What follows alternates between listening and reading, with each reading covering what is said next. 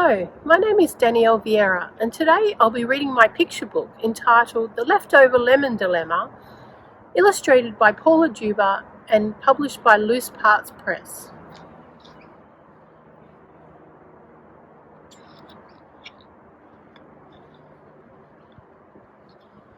Mandy and her mum stared at the lemon tree. Its branches sagged with the weight of the fruits. "What are we going to do with all of these lemons?" asked Mandy. "If we don't use them, they'll go to waste." They baked lemon tarts and froze lemon ice blocks and squeezed lemons to make cordial. But the tree still gleamed gold with fruits. "I wish lemons weren't so sour," said Mandy. "I'd eat them all."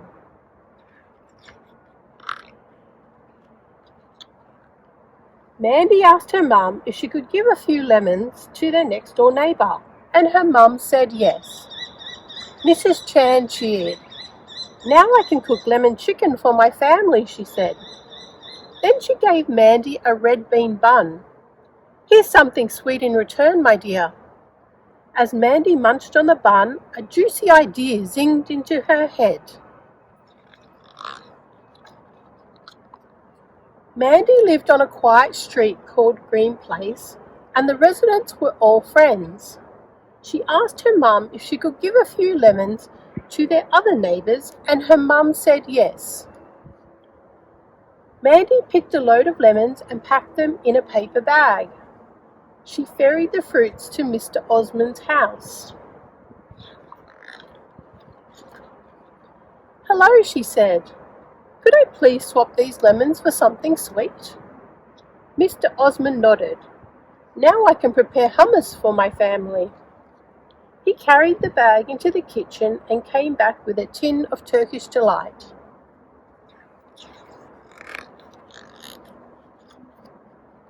Mandy picked a load of lemons and packed them in a second paper bag. She ferried the fruits to Mrs. Patel's house. "Hello," she said. "Could I please swap these lemons for something sweet?" Mrs. Patel clapped. "Now I can make lemon rice for my family." She carried the bag into the kitchen and came back with a jar of jalebi. Mandy picked a load of lemons and packed them in a third paper bag. She ferried the fruits to Mr. Brown's house.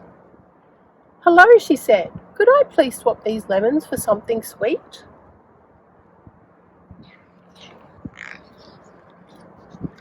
Mr. Brown beamed. "Now I can whip up lemon posset for my family." He carried the bag into the kitchen and came back with a stack of shortbread.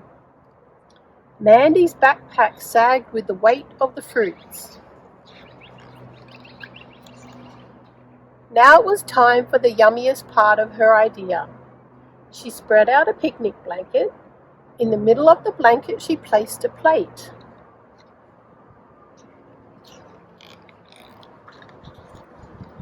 On the plate, Mandy set out the tin of Turkish delight and the jar of jalebi and the stack of shortbread. She stood back and smiled.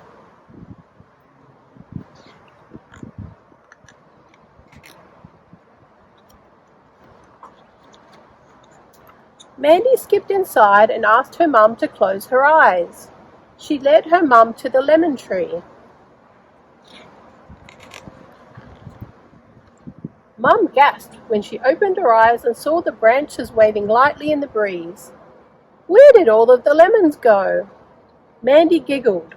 "Look behind you," she said. "I turned the sour lemons into something sweet." And Mandy's neighbours turned her idea into something even sweeter.